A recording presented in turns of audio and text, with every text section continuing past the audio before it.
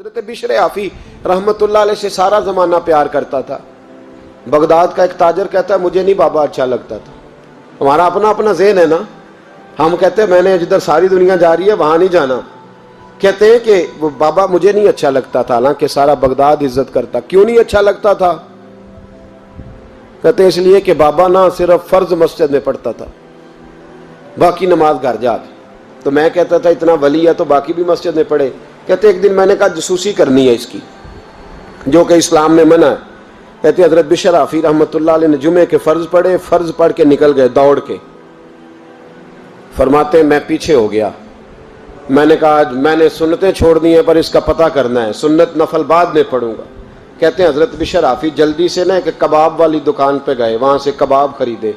اور میں نے کہا بوڑھے کی عمر دیکھو اور اس کے ذائقے دیکھو, اس عمر میں بھی کباب کھائے گا. اوئے ہوئے, مولوی کو روٹی نے ستایا تھا اس لیے سنت اور نفل چھوڑ آیا ہے.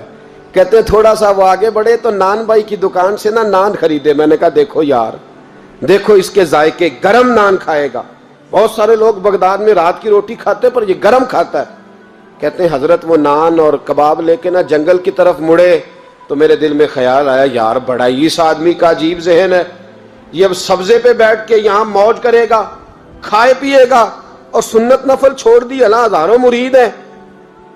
کہتے ہیں حضرت جنگل میں داخل ہوئے, تھوڑا سا سفر کیا تو کچی آبادی آ گئی.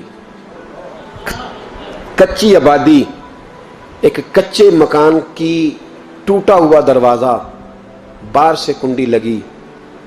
بغداد کے ننگے پاؤں چلنے والے ہزاروں مریدوں کے اس پیر نے کنڈی کھولی, اندر گئے. ایک فالج زدہ بابا جی بیٹھے. کہتے ہیں حضرت بشر آفی نے اپنی پگڑی کھولی اور اس آدمی کے منہ سے پانی نکل رہا تھا, رال ٹپک رہی تھی. کہتے پہلے اپنی پگڑی سے منہ صاف کیا, پھر پیالے سے پانی ڈال کے منہ دھویا. پھر حضرت اس کے ٹانگوں پہ کپڑا ڈال کے روٹی کا لقمہ توڑ کے اس کے منہ میں ڈال کے کہنے لگے بابا ناراض نہ ہونا, جمعے والے دن مجھے دیر ہو جاتی ہے, ابھی تو میں نے سنت اور نفل بھی پڑھنے ہیں, ناراض نہ ہونا مجھے دیر ہو جاتی ہے. کہتے ہیں وہ بابا رو پڑا اور کہنے لگا بشر یار 14 سال ہو گئے تو روز آتا ہے. 14 سال, یہ 1 صدی کا قصہ ہے, 2-4 برس کی بات نہیں. 14 سال سے تو روز آتا ہے. میں پتہ نہیں کب تک لاش بنے پڑا رہوں گا, تو کب تک آئے گا؟ حضرت بشر آفی نے بابے کے آنسو پوچھ کے کہا بابا فکر نہ کر, آج کے بعد یہ جملہ نہ کہنا کہ تو میرے لیے بوجھ ہے. فرمایا لوگ سمجھتے ہیں کہ میں نے عبادت کر کے مقام پایا ہے, لوگ سمجھتے ہیں میں نوافل زیادہ پڑھتا ہوں, دنیا جانتی ہے کہ میری رات کی تسبیح زیادہ مضبوط ہے, پر میں ان میں سے کوئی بات بھی نہیں. میں تو تیری نوکری کرتا ہوں تو اللہ نے میری عزتوں میں اضافہ فرما دیا ہے. سوچ ہی صاف نہیں, نظریہ ہی ٹھیک نہیں, فکر ہی ٹھیک نہیں. اسلام نظریے کا مذہب ہے, سوچ کا. مسند امام احمد بن حنبل کی حدیث سنی, حضرت انس بن مالک فرماتے ہیں جب انسان نے روزہ رکھا ہوتا ہے نا تو روح ویسے ہی پاک ہوتی ہے اس کی. میں نے یہ سوچا کہ کچھ باتیں ایسی کی جائیں جس سے تھوڑی سی سوچیں بھی تبدیل ہوں, کچھ سوچوں کا وضو, سوچوں کا غسل, افکار و نظریات کی بھی بات ہو. ہم سمجھتے ہیں کہ شاید کثرت عبادت اصل ہے. اقبال کہتے ہیں یہ ذکر نیم شبی, یہ مراقبے, یہ سرور, تیری خودی کے اگر نگہباں نہیں تو پھر کچھ بھی نہیں ہے. تیری خودی کے اگر, اور پھر عام چیز نہیں کہا یہ ذکر نیم شبی, سویرے سحری کا ذکر, یہ مراقبہ, یہ جو تو گھنٹوں اللہ کی یاد میں بیٹھا رہتا, یہ سرور. کہتے بے کیف عبادت نہیں, سرور والی. یہ ذکر نیم شبی, یہ مراقبے, یہ سرور, تیری خودی کے اگر نگہباں نہیں, اگر تیرے نظریے کو نہیں بدل سکے, تیری سوچ نہیں بدل سکے, تیرا ایمان مضبوط نہیں کر سکے, تیری خودی کے اگر نگہباں نہیں تو پھر کچھ بھی نہیں. اور خرد نے کہہ بھی دیا لا الہ الا اللہ تو کیا حاصل, دل و نگاہ, دل و نگاہ, دل و نگاہ اگر مسلمان نہیں تو پھر کچھ بھی نہیں. دل و نگاہ. اقبال کہتے ہیں ایک دل کا کلمہ پڑھ, دوسرا نظر کا کلمہ پڑھ, ان پہ پابندی لگا. دل و نگاہ اگر مسلمان نہیں تو پھر تو کچھ بھی نہیں, کچھ بھی نہیں. حضرت انس بن مالک کہتے ہیں میں حضور کے پاس بیٹھا تھا, حضرت عبداللہ ابن عمر بھی بیٹھے تھے, کوئی بات ہو رہی تھی, ایک حجرے میں بیٹھے تھے, دروازے پہ دستک ہوئی. مسند امام احمد میں حدیث ہے نبی پاک علیہ السلام نے فرمایا انس دروازہ کھولو، دروازے پہ وہ بندہ ہے جس کو اللہ بغیر حساب کتاب جنت عطا فرمائے گا، وہ بندہ ہے دروازے پہ۔ حضرت انس بن مالک کہتے ہیں میں نے دروازہ کھولا تو بندہ دیکھا، غریب سا ایک انصاری صحابی، اور بندہ بڑا سادہ، وضو تازہ کر کے آیا ہے تو پانی کے قطرے داڑھی سے بہہ رہے ہیں، اور چمڑے کے جوتے اس نے لپیٹ کے نا تو بغل میں چھپائے ہوئے، آ کے اتحیات کی حالت میں بیٹھا، حضور سے دو چار باتیں کی، چلا گیا۔ ہم اس کا رنگ دیکھتے رہے اور مصطفیٰ کا کرم دیکھتے رہے۔ اس کو حضور نے جنتی کہا ہے۔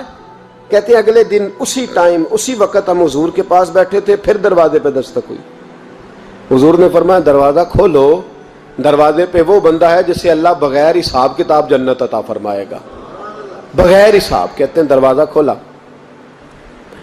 اور جیسے ہی میری نظر پڑی، بندہ بھی وہی ہے جو کل آیا تھا، اور انداز بھی وہی ہے جو کل تھا، اسی طرح پانی کے قطرے، اسی طرح جوتے بغل میں، السلام علیکم، کل حضور فلاں بات کی تفصیل پوچھنی مجھ سے رہ گئی تھی، غلطی ہوگی، دوبارہ آیا ہو۔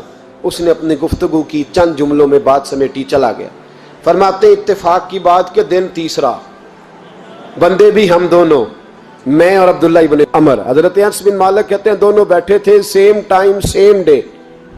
پھر دستک ہوئی، حضور نے فرمایا دروازہ کھولو، اور مسکرا کے فرمایا دروازے پہ وہ بندہ ہے جسے اللہ بغیر حساب کتاب جنت عطا فرمائے گا۔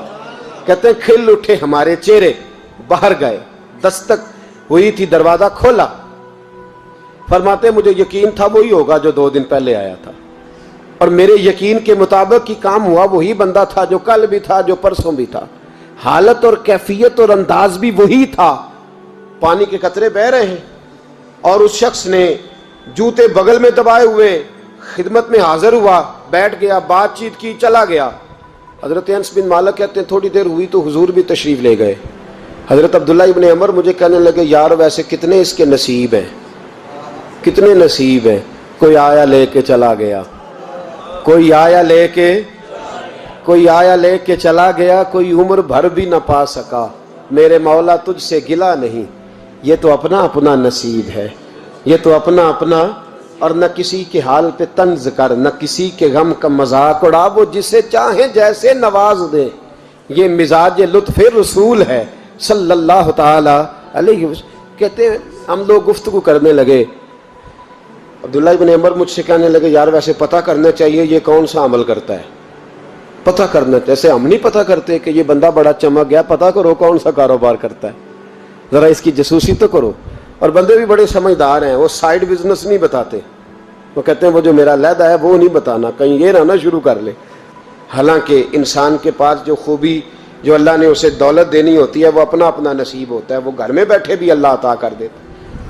وہ کہتے ہیں کہ پتہ کرو کیا عمل کرتا ہے، تو حضرت عبداللہ ابن عمر کہتے ہیں میں اس کے پیچھے ہو گیا، اس سے سلام لی، تو میں نے کہا مجھے 2-3 دن کے لیے مہمان بنا لو گے، مان نہ مان میں تیرا مہمان، 2-3 دن کے لیے مہمان بنا لو گے؟ تو کہتے ہیں مجھ سے کہنے لگا کوئی گھر میں جھگڑا ہو گیا، کیونکہ پڑوس میں تو تمہارا قریب ہی تو تمہارا گھر ہے، میرے مہمان بننے ہو، کچھ جھگڑا ہے؟ تو میں نے کہا چلو ایسے ہی سمجھ لو، پر مجھے مہمان بنا لو۔ کہتے ہیں میں 3 دن اور 3 راتیں اس شخص کے ساتھ رہا، وہ کتنا صدقہ کرتا ہے میں نوٹ کرتا رہا، نماز کتنی پڑھتا ہے، اس کا کیا، میں چاہتا تھا کہ وہ عمل مجھے ملے، اس کی برکت سے مصطفیٰ نے اسے 3 مرتبہ جنتی فرمایا ہے تاکہ وہ کیفیات مجھے بھی ملیں۔ حضرت عبداللہ ابن عمر کہتے ہیں کہ میں نے کوئی خاص چیز نہیں دیکھی، وہ عشاء پڑھتا تو فجر تک بستر پہ کروٹیں لیتا، اور میں الحمدللہ اٹھ کے تہجد بھی پڑھتا، نوافل بھی پڑھتا۔ کہتے ہیں وہ 1 سپارہ پڑھتا، میں 3 پڑھتا۔ فرماتے اس نے 3 دنوں میں کھجور بھی صدقہ نہیں دی، کہ کھجور بھی، اور میں نے بڑے بڑے غریبوں کی مدد کی۔ میں کہنے لگا کہ عمل تو میرا زیادہ ہے اس سے، پھر خوبی کیا ہے؟ خاص توجہ کرنا، اسلام اور دین کا جو فکری اساس، جو فکری اساس ہمیں صحابہ نے دی۔ حضرت عبداللہ ابن عمر کہتے ہیں میں نے تیسرے دن اسے کہا بھائی اللہ تیرا بھلا کرے، تو نے بڑی خدمت کی، میں نے جانا ہے میرا کوئی جھگڑا نہیں ہوا تھا، میں تو بس تیرا عمل دیکھنے آیا تھا کہ تو عمل کیا کرتا ہے۔ تو وہ صحابی کہتے ہیں مجھے کہنے لگے یار تو میرا عمل دیکھنے آیا تھا، مجھے بتا تو صحیح کیا نے، اور کیوں دیکھنے آیا میرا عمل، تجھے کیا ضرورت پڑی میری جاسوسی کی؟ تو کہتے ہیں مجھ سے جب اس نے سوال کیا تو میں نے اس کو کہا بھائی تو 3 دن آیا نا ہم بیٹھے ہوئے تھے؟ کہا ہاں میں آتا رہا ہوں۔ کہا 3 دن نبی پاک نے فرمایا اللہ تجھے بغیر حساب کتاب جنت عطا فرمائے گا۔ تو میں چاہتا تھا کہ میں ذرا جاسوسی کروں، ذرا دیکھوں، کھوج لگاؤں کون سا ایسا عمل ہے، آپ بھی ذرا دھیان دیجئے گا، کون سا ایسا عمل ہے، حالانکہ تو عشاء پڑھتا ہے اور اٹھ کے فجر پڑھتا ہے، میں تہجد بھی پڑھتا ہوں، تیرا سپارہ 1 ہے میرے 3 ہے، کون سا ایسا عمل ہے جس کے سبب تجھے جنت ملے گی؟